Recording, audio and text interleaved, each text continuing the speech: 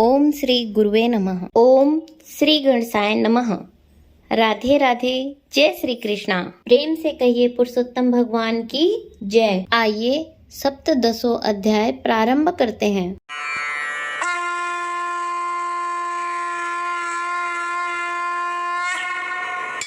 देवर्षि नारद ने भगवान से पूछा, हे कृपा सागर, ज्ञानोपार्जन के पश्चात धृष्टद्युम्न का क्या हुआ? श्री नारायण बोले, राजा धृष्टद्युम्न अपने पूर्व जन्म की कहानी सुनकर अति आश्चर्य से भर उठे। सुदेव ब्राह्मण के रूप में अपने पूर्व जन्म की इतनी कथा सुनने के पश्चात आगे का विवरण जानने की उनकी आकांक्षा और भी अधिक बलवती हो उठी थी। अतः उन्होंने महर्षि वाल्मीकि से आगे की कथा सुनाने की विनती की।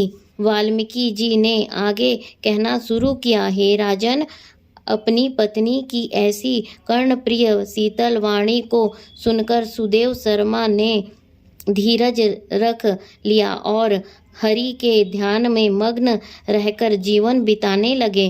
कुछ काल यूं ही बीत गया।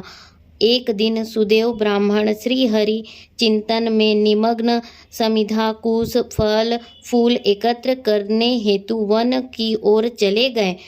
तब उनका पुत्र सुखदेव भी मित्रों के साथ स्नान और जल क्रीड़ा करने हेतु एक सरोवर पर चला गया। ग्रीष्म ऋतु थी, अतः सभी बालक एक दूसरे पर जल उलीचने लगे। सुखदेव को इस खेल में बड़ा आनंद प्राप्त हो रहा था। खेलते हुए सभी बालक सरोवर में आगे बढ़ते गए। खेल ही खेल में बालकों ने सुखदेव को गहरे जल की ओर भगा दिया और वह भी उन बालकों से बचने के लिए उधर बढ़ गया। देव व शांत वह अथाह जल में डुबकी खा गया। गहरे जल में नीचे की ओर उतरता ही चला गया। खेल खेल में ही सुखदेव जल में इतना नीचे उतर गया कि वह अपने को संभाल न सका।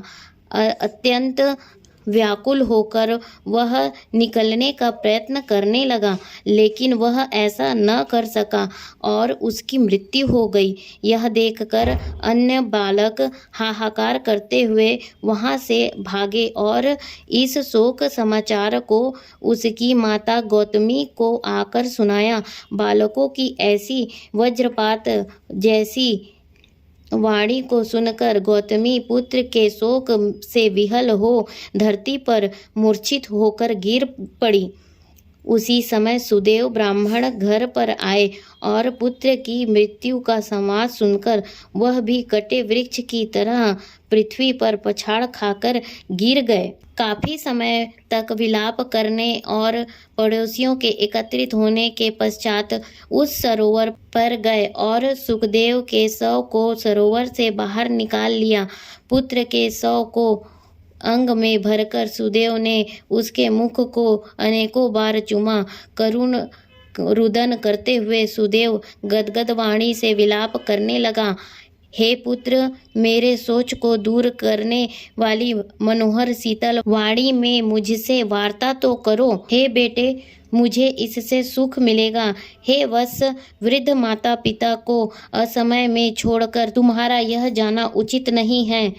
हे पुत्र, तुम शीघ्र उठो और सोना छोड़कर जल्दी ही पढ़ने के लिए बैठो। मैं तुम्हें छोड़कर घर नहीं जाऊंगा।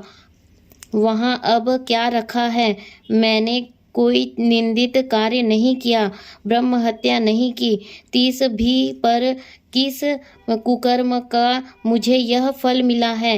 हे निर्दयी विधाता, तुम्हें इस दीन वृद्ध की आंखें निकालकर क्या लाभ मिला है? हे पुत्र, तुम कुछ तो बोलो। तुम्हारी यह माता कैसे विलाप कर रही है? क्या उसे देखकर भी तुम्हें कुछ भी दया नहीं आती?